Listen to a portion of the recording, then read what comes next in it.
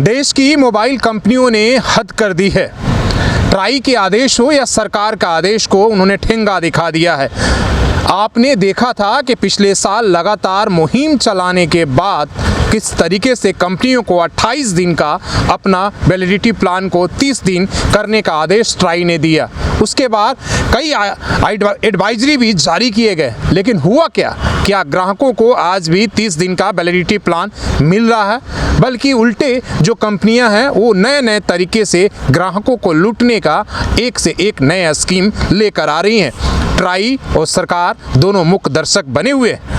रोज ग्राहक लूटे जा रहे हैं। आपको हम बताते हैं कि किस किस तरीके से जो हमारे मोबाइल ऑपरेटर हैं वो लूटने का प्लान लेकर आ रहे हैं। आपने देखा कि इस देश में किस तरीके से लाइफ टाइम वैलिडिटी के नाम पर सिम बेचा गया, लेकिन आज हो क्या रहा है? क्या एक दिन भी आपकी वैलिडिटी खत्म होने के बाद आपके इनकमिंग से लेकर अपकमिंग तक सारे कॉल को बंद कर दिए जा रहे हैं। आज वैलिडिटी के साथ आपको डाटा के साथ कॉल करने के लिए अलग से आपको कॉल के लिए प्लान लेना पड़ रहा है, एसएमएस के लिए अलग से प्लान लेना पड़ रहा है। अगर एक दिन भी वैलिडिटी खत्म हो जाने के बाद आपके फ़ोन को बंद कर दिया जाता है। लेकिन क्या ये बात सरकार या संचार विभाग को पता नहीं है? लेकिन हिम्मत नहीं है कि सरकार इन कंपनियों से पूछे।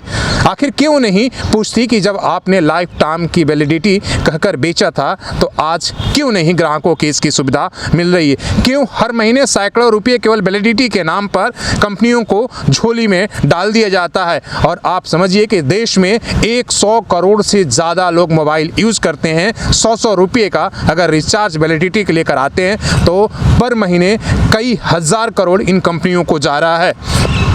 इसी तरह 28 दिन वाले जो फैसले थे उसको 30 दिन वैलिडिटी प्लान में बदलना था, लेकिन इन कंपनियों के कान पर जू नहीं रहेंगे। उल्टे ट्राई के आदेश को टालते मटोलते रहे, लेकिन सरकार मुख्य दर्शक बनी हुई। उसी तरीके से आपको बताते हैं कि जब लास्ट ईयर बीएसएनएल आपको ऑपरेटर जोड़ने में एक तरीके से किस तरीके से इजाफा हुआ था, किस तरीके से लोग अपने प्राइवेट मोबाइल कंपनियों से अपने नंबर पोर्ट कराकर बीएसएनएल के तरफ जोड़ रहे थे। देश भर में ये मुहिम चलाता है कि एक सिम बीएसएनएल के नाम। लेकिन क्या हुआ?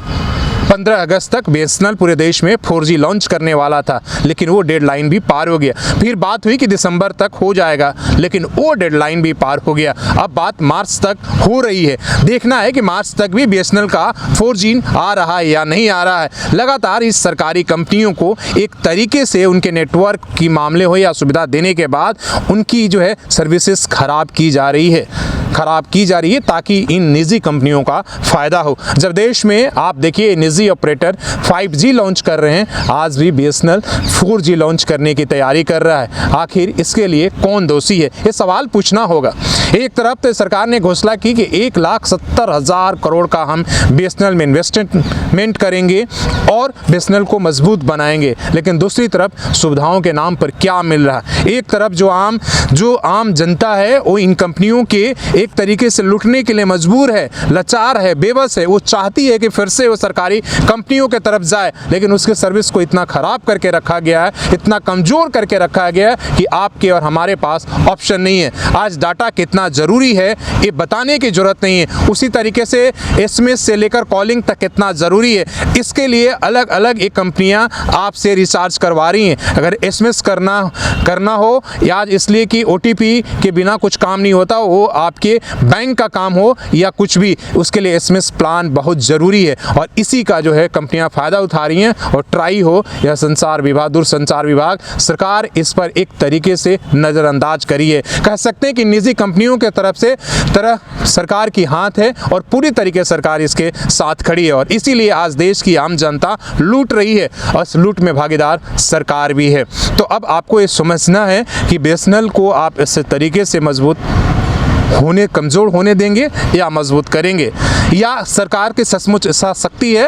अगर सचमुच में अगर इच्छा शक्ति है तो फिर बीएसएनएल का 4G भी क्यों नहीं शुरू हुआ, जबकि इस देश में 5G कि नेटवर्क, प्लान, मोबाइल सब कुछ बेचे जा रहे हैं निजी कंपनियों के लिए। मतलब एक तरफ निजी कंपनियों के लिए पूरा बाजार सरकार अपने हाथों से सजा रही है, दूसरी तरफ आम जनता को इनके हाथ लूटने के लिए गला घोट रही है। तो ये सोचना आपको है किस तरीके से प्लान के नाम पर, वो वैलिडिटी प्लान हो या आपके डाटा प्लान हो या एसएमएस प्लान हो, इन सब के नाम पर आपसे किस तरीके से एक एक व्यक्ति से हज़ारों की लूट हो रही है। ये सोचना और समझना होगा कि इन कंपनियों के खिलाफ डाटा चोरी भी उसी तरीके से हो रहा है। 2-2 GB का प्लान आपने लिया, लेकिन आपने कुछ किया या नहीं किया, मैसेज आ जाता है कि 50%, 90% आपका डाटा खत्म हो गया।